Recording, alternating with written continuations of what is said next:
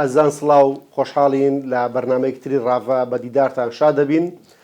تەوەری ئەم جاری بەرنمەی ڕاڤە تایبەتە بە گفتوگۆکردنی دەست پێشخەری سەرۆک بارزانانی بۆ ئاشتی نێوان لایەنە سیاسیەکان، بە تایبەتیش ڕێکەوتن و ئاشتی نێوان پارتی دیموکراتی کوردستان و یەکێتی نیشتیمانی کوردستان. ئەم تەوەرە گفتوگۆکەین بە میوانداری زۆر بەڕێز کاک ئیسماعیل ئەحمەد، چاودێری سیاسی. کاک ئیسماعیل خۆشحاڵین و بەخێربێت. سپاس بۆ جەنابتان. کاک ئیسماعیل، ئەو ماوەی ڕابردوو چەشمان شێشمی سیاسی لە هەرێمی کوردستان گەشتۆتە چڵەپۆپە و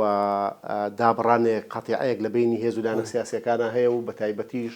لە نێوان دوان لە هێزە گەورەکانی ناو حکوومەت هەرێمی کوردستان کە پارتی دیموکراتی کوردستان و یەکێتی نیشتیمانی کوردستانە.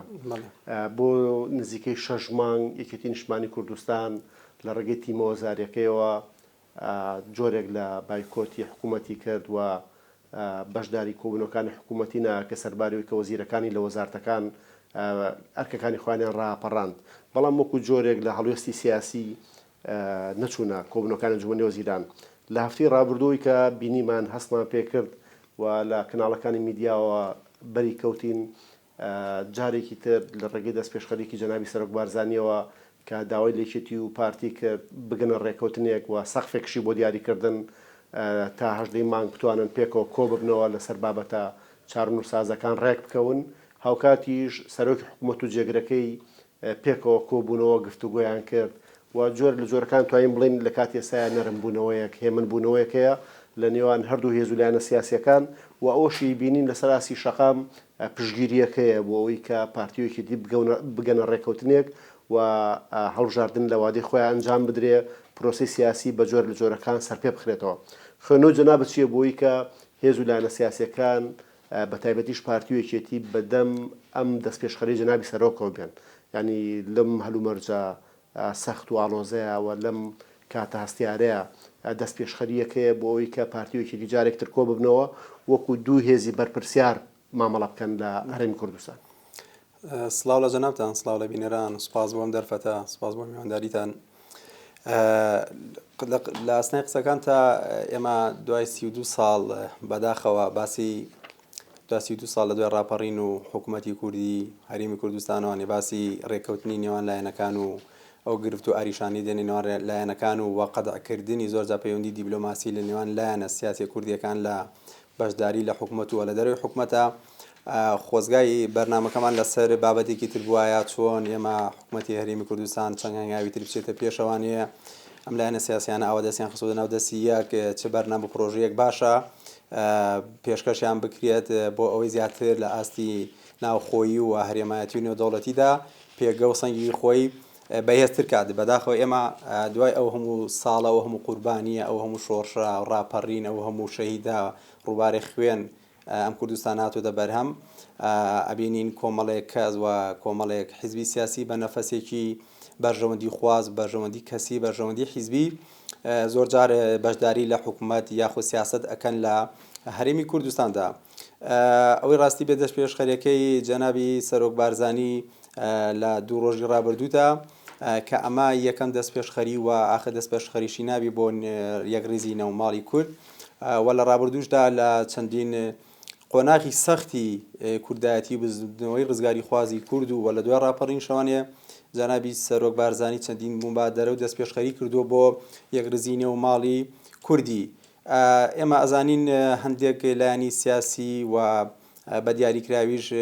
جەنابەت تیشکی خستە سەری پارتی دیموکراتی کوردستان و یەکێتی نیشتیمانی کوردستان کە دوی هێزی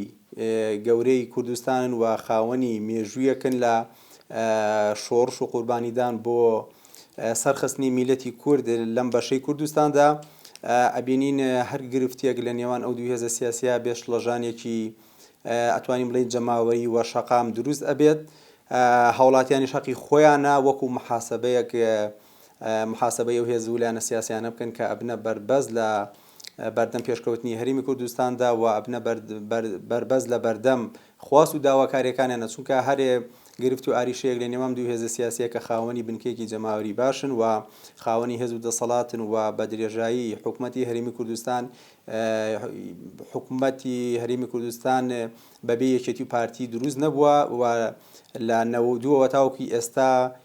ئیتر بە هەر چۆنێک بێت لەگەڵێکا هەڵیان کردو هێناویانە بە باش و بە خراپەکانەوەی بەشدارن. زۆر جار لە مەسلەی سیاست و حکومڕانیە زۆر جار بە هەڵەیە ئەچین. ئێمە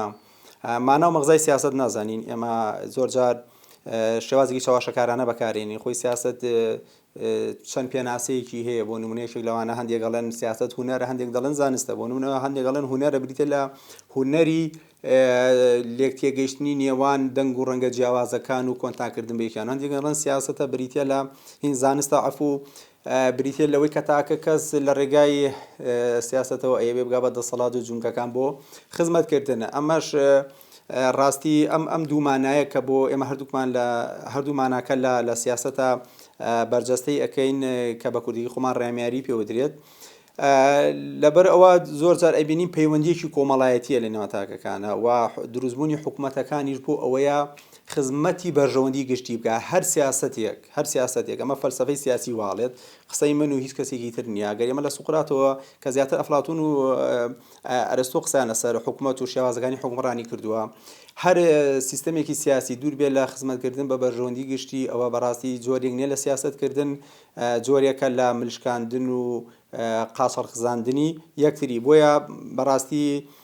ئەو بادرەی جەنابی سەرۆک ئەبینین مەکتەبی سیاسی پارتی دیموکراتی کوردستان سەرۆکی حکوومەت و سەرۆکی هەرێمی کوردستان بەدەست پێشخەرێکی باشیان زانیوە، چونکە مێژوو سەلمانوێتی هەر کاتێک ئێمە دەستمان لە ناو دەستی یەکا بێت ئەبینین دەستکەوتێکی زۆر باشمانە بێ. هەر کاتێک ئێمە پەرتەوازە بین ئێمە لە دەستکەوتەکان دوور ئەکەوینەوانی و لە ئامانجە سەرێکەکە دوور ئەکەوینەوەی. زۆر جار تۆ ئامانجێکی هەیە کە ئێمە کێشەی خاک و نەتەوە و ئەمانەمان لەگەڵ چوار دەوری خۆمان لەگەڵ عێراقا هەیە. ئێمە نابێت ئامانجەکانی خۆمان بگۆڕین، ئەو ڕێگانە گۆڕی نەکەین بە ئامانجەکانەوە، بەڵام هەرگیز نابێت ئێمە ئامانجەکانمان بگۆڕین. ئێمە بێت لە سیاسەتی چوار دەورەکانی خۆمانەوە سوود وەربگرین. ڕاستی کە ئەبینین شیعە و سوننا، شیعە بە هەموو جۆرە تایەفەگەری و مەسەبیەکانی خۆیانەوانەیە و وڵاتانی تورکیا، ئێران، سووریا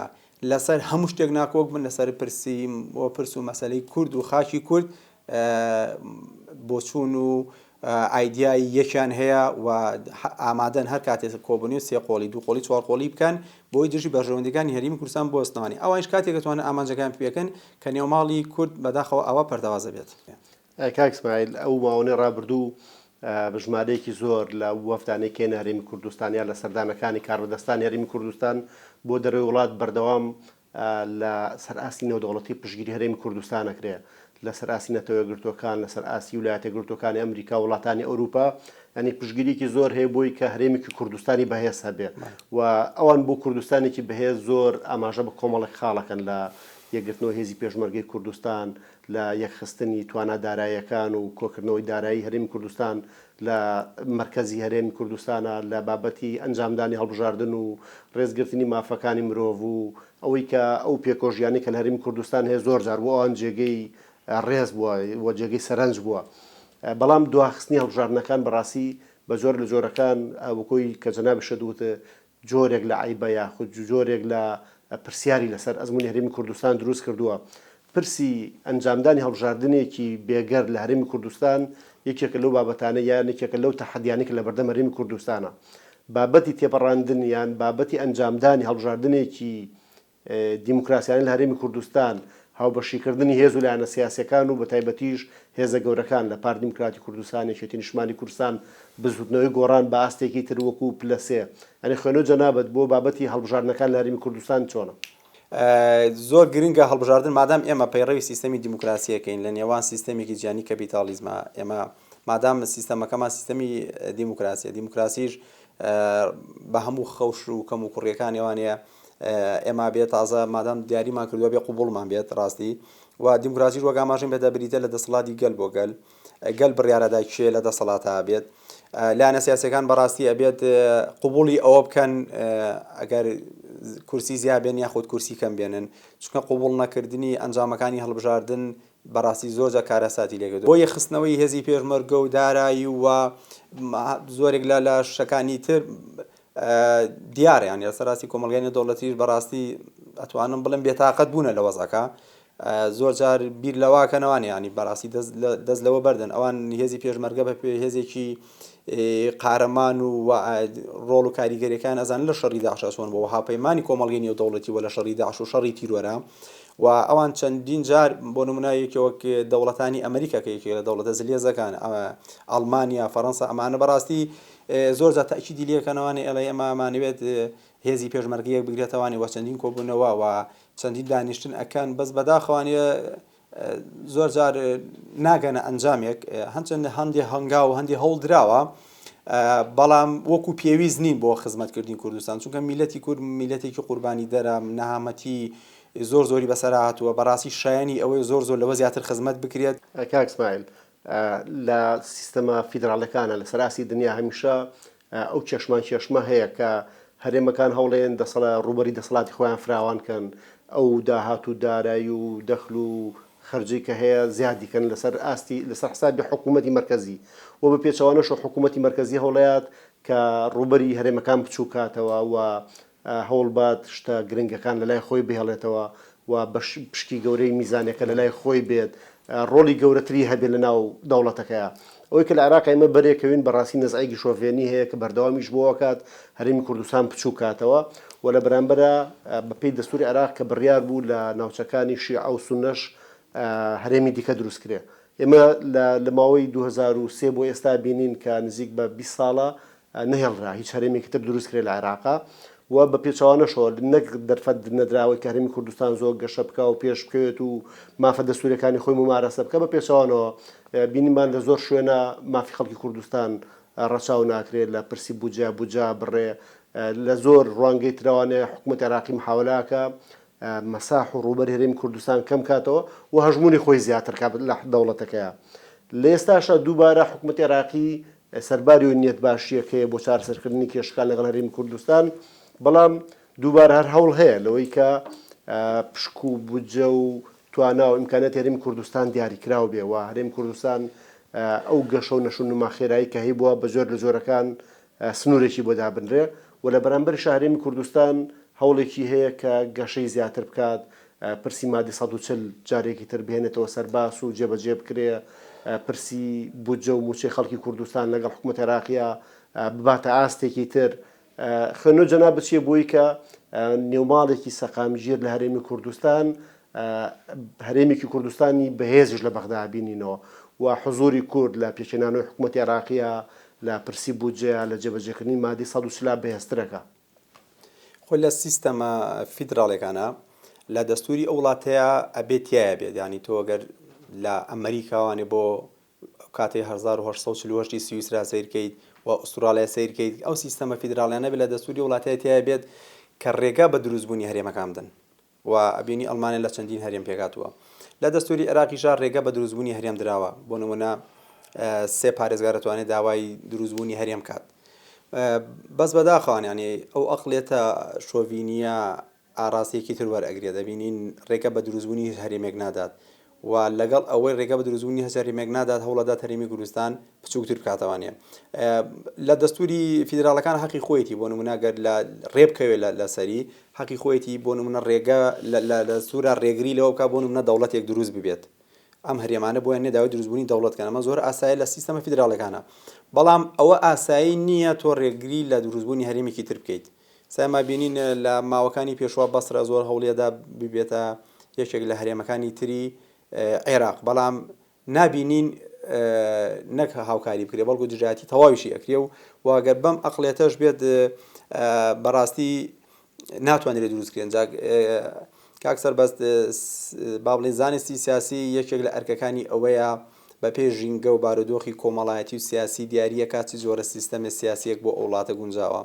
ئایا لە دوای ڕوخانی ڕژێمی پێشوانی کاتێک ئەمریکای من دیموکراسیەکە ئەمریکای هێنن بۆ عێراق ئایا ژینگەی عێراق گونجاوە بۆ ئەوەی ئێمە پەیڕەوی سیستەمی دیموکراسی بکەین ئایا لە هەمان فۆرم بهێنی لێرەش هەمان فۆرم لێرە جێبەجێ بکەین ئایا ئەقلێتی با بڵێن کەسە ئەشخاصە سیاسیەکانی عێراق تەقەبولی سیستەمە دیموکراسیەکەکەن یاخود نا ینی دیموکراسی زۆر شتی جوانی تایە وەکو پێشتر وتم سەرڕای هەموو کەم و کوڕەکانی چونکە بەڕاستی من وەکو خۆم زۆر ڕخنەم لە سیستەمی دیموکراسی هەیە بەڵام ئەوان هاتوونە هێناوێنە لێرە جێبەجێکەن دڵنیا بە کە زانستی سیاسی پێ دەڵێم ژینگەیە گونجاوە بۆ ئەم سیستەمە سیاسیە من لەو قەناعەتەیەم سیستەمی دیموکراسی بۆ عێراق گونجاو نییە چونکە ئەبینین ئەو تایافەگەری لە عێراقا حکومەکات ئەوەی کە تەحەکوم بە سیاسەتی دەوڵەتەوە ئەکات شتێک نییە بە ناوی بۆک ناو هەیە ناو دەوڵەتی عێراق بەس وەکو ئەرزی واقع تەسەور کە هیچ شتێکی بەسەری چۆ نەماوانێ بە تایبەتی کە تۆ سەروەری عێراق تەواو لەژێر پرسیارایە دواتریش کاتێک جەنابەت ئاماژەت بۆ دا حکوومەتی هەرێمی کوردستان لەگەڵ عێراقا لەسەر کۆمەڵشت ڕێکەوتونە لەسەری هەموو ئەو شتانەوە ئێمە گەورەترین کێشەکەمان لەگەڵ عێراقا کێشەی خاکە هەتا کێشەی خاک لەگەڵ عێراقا چارەسەر نەکرێت ئێمە دوای 4 ساڵی تر بێ بڕوینەوەی شەڕی بوجیان لەگەڵا بکەین و شەڕی موچیان لەگەڵا بکەینەوەنێ کاتێک ئەوان دێندان بە واقعەتی فەرمانبەرانی هەرێمی کوردستانە نانێن و ڕێژەیەک فەرمانبەر بۆ دیاریەکە ئەوە پێ مەزاج و ئەختی خۆی دیاریەکات ئەنی تۆ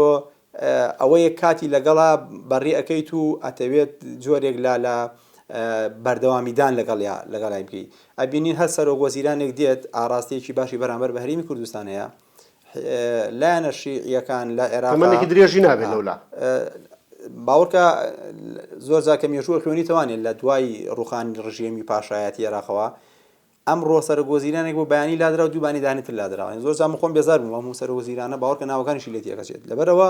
لە عێراق ماوەی لە 2010 دوای عادل عەبدولمەهدی و ئەوانەوانەیە جۆرێک لەم شێوازەی خۆی مێژوو خۆی دووبارە کردوانێک کە بە ئاراستێکی خراپە مێژوو خۆی دووبارە کردوانە کاتێکە بینی ئاراستێکی باشی هەیە و تێگەشتێکی هەیە بەرامبەر بە کورد و ئەوێ مافەکانی میلەتی کورد وەکو میلەتی نەتەوەیکی گەورە لە عێراقدا جێبەجێ بکات ئەبینین نەک تەمەنێکی درێژی نییە و وای دوورە خەنەوە جارێکی تر تەداخلی سیاسەتیش نەکاتوانێت بۆیە بڕم ینی ئەوەی کە عادل عەبدولمەهدی کردی یان لە سەردەمی مستەفا کاظمیەکرا ینی بەڕاستی حەقێکی گەورەی بە کورد نەیە بۆ ڕەنگە لە ئەزعەف الئیمان هەندێک لەو مستەحقاتە داراییانی هەرێمی کوردستانی ناردبێت یان قسەیەکی خێری لەسەر مادەی 140 کردبێت کە ڕەنگە قسەکە لە بواری جێبەجێکردنی شان نەکرا بێت یانەوەی کە ڕێکەوتنێکرا لە نێوان حکوومەتی هەرێم و حکوومەتی عێراقیە لەسەر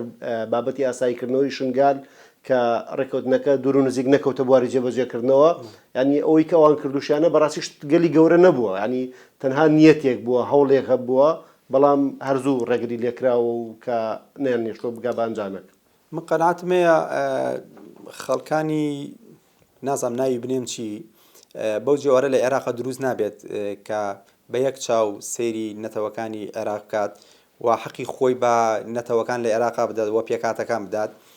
ئەگەر حەقیشی پێ بدات حەقی 100% نادات ئێمە مادەیەکمان هەیە بە ناوی مادەی 140 کە خۆی لە 3 فەقەرابین و ئەلف و با و جیم بۆ نمونە گەڕانەوەی ئەو خەڵکانی کەوا وەختی خۆی بە زۆر دەرکراون گەڕانەوەیان بۆ شوێنی خۆیان و قەرەبووکردنەوەیان وە سەرژمێری کردیان ئێمە گرنگترین کێشەمان ئەوەیە کە پێش با بڵێن لە دوای ئەوەی کەم تەعریبکردن و ئەوانە کراوە ئێمە گەورەترین کێشەمانەوە بە سەرژمێری لە ناو چەدابڕێنراوەکانە بکرێت کە لە نێوان هەرێمی کوردستان و حکوومەتی عێراق بەڕاستی بوونەتە ناوچەی سوتەمەنی نا خزمەتگوزاری هەرێمی کوردستان ئەم پێگانەی عێراقیان پێگە لەبەرەوە ناتوانن جێبەجێ بکەن ئێمە کە دەستور با بڵێن هێزێکی یاسایی زۆر بەرزی هەیە هەرچی یاسایە لە خوار دەستورەوەیە بۆیە کە تۆ نەتوانی دەستور جێبەجێ بکەی هەر یاسایەک لە پەرلەمانیشەوە دەرچێت کە لەژێر چاودێری دەستورا دەرەچێت هەر یاسایەکیش دەرچێت کە ئەچێتە سەر قاقەز تەنها حیبرێکە و هیچی دروشکەوا بێت لەبەرەوەی ناچێتە لە ئەجلی وەقەعات جێبەجێ ناکرێت نمونە ڕۆگەی جەناب باسەگر ئەوەی شەنگال هەموو کۆمەڵگەی نێودەوڵەتی لەسەر خەتە ناتوان ڕێکوتنەکەی شەنگال جێبەجێ بکەن کاک ئیسماعیل بەرەو کۆتایی بەرنامەکە چین بەڵام پێم خۆشە لە دوای ئەم باسەی کە کردت سەبارەت بۆی کە لە عێراقا ئەگەری جێبەجێکردنی دیموکراسیەت زەحمەتە یعنی ممکن نییە و فیدراڵێتیش ئێمە بینیومانەکە ئەنبار بەسرا زۆر شار و شارچکێتری عێراقیان ویست کە لە هەرێمی سونە نشینیانویست هەرێمی تر دروستکەن ڕێگەی پێنەدرا لە باشووری عێراق لە ناو دەسەڵاتی شیعەیە هەوڵی دروستکردنی هەرێمی درا دووبارە شکستی خوارد و تا ئێساش هەر جوهدێک هەیە کە لە بەسرا هەرێم دروستکەن ئەگەر عێراق ئەم عێراقە بێ و ئەم دۆخە خراپەی هەبێت و هەمیشە لە سەنتەری عێراقا خواستێک هەبێ بۆ مرکزیەت و جۆرێک لە دیکتاتۆریەت ئەلێرەوە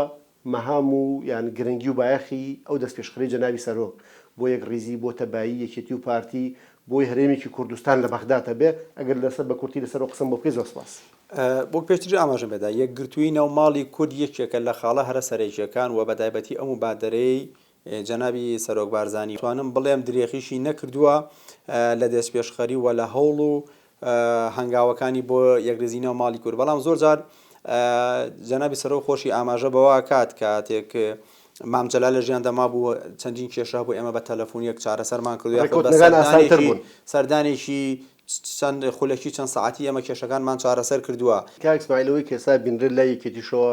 جوهودێکەیە یان جۆرێک لە پەیام هەیە لەوەی کە لەگەڵ پارتیا بگەنە ڕێککەوتنێک وە هەڵبژاردنەکان لە دەرفەتی نزیکە ئەنجام بدرێ خوێنەوەچیە بووی کە هەر لە ئاستی گشتیە ئێستا حیزب و لایەنە سیاسیەکان هەڵمەتی میدیاییان ڕاگرتووە جۆرێک لە دەست پێشخەری هەیە بۆ دوای بینینی سەرۆکی حکوومەت و جێگرەکەی کاک مەسرور بەرزانی و کاک باڵەبانی شەقامی سلێمانی و شەقامی کوردستان بەگشتی جۆرێک لە ئارامی بەخۆیەوە بینیوە. خۆی زۆر جار میدیا لە ئەرکە سەرەکی خۆی لادا بەڕاستی لە ئەرکە ئەخلاقی و میدیایەکی خۆی زۆر جار لا ئەدات و کێچێکەکە بەگایەک و لەم سنوورەیە بەداخەوانەیە پەروەردەیەکی خراپی خەڵک و گەنجان لەم سنوورە کراوە کە زۆر جارەوەی حیزبێکی ترە ئیکا بە باش و بە خراپەوە خراپە و نەژێکی خراپخراوتە ناو کۆمەڵگەی کوردیوانی لەم دەڤەرە لەبەر ئەوە میدیا زۆر جار کاریگەری زۆ خراپی هەبوو لەسەر پەیوەندە سیاسەکانی زۆر جار. ومێدت هەیە بە ڕێکەوتنی یەکێتی و پارتی؟ من هەمیشە گەشتبین بوومە چونکە ڕێکەوتنیەکی یەکخولەکی ئەگەر بە 10 ساڵ یەک سەعاتی ئەگە بە 10 ساڵ هاتبێتە بەرهەم جەنابی سەرۆک لە 100 ساڵ دانیشتن لە 1 ساعت شەڕ پێمان باشترە ئێمە هەمیشە بێت هیوامان هەبێت وە گەشتبین بین چونکە بەدیلی ڕێک نەکەوتنی یەکێتی و پارتی ڕێکەوتنیان هیچ چارەسەرێکی تر نییە. کاک ئیسماعیل ئەحمەد چاودێری سیاسی سوپاس بۆ ئامادەبوونت لە ڕاڤا و سپاس بۆ هەموو شیکردنەوەکانت خۆشحاڵ بین بە ئامادەبوونت. سپاس بۆ جەنابتان دەستان خۆش بێت. ئازان بەم جۆرە هاتینە کۆتایی بەرنامەی ڕاڤا تا ڕاڤەکردنێکی تر بەخواتان ئەسپێرین و خواتان لەگەڵ بێت.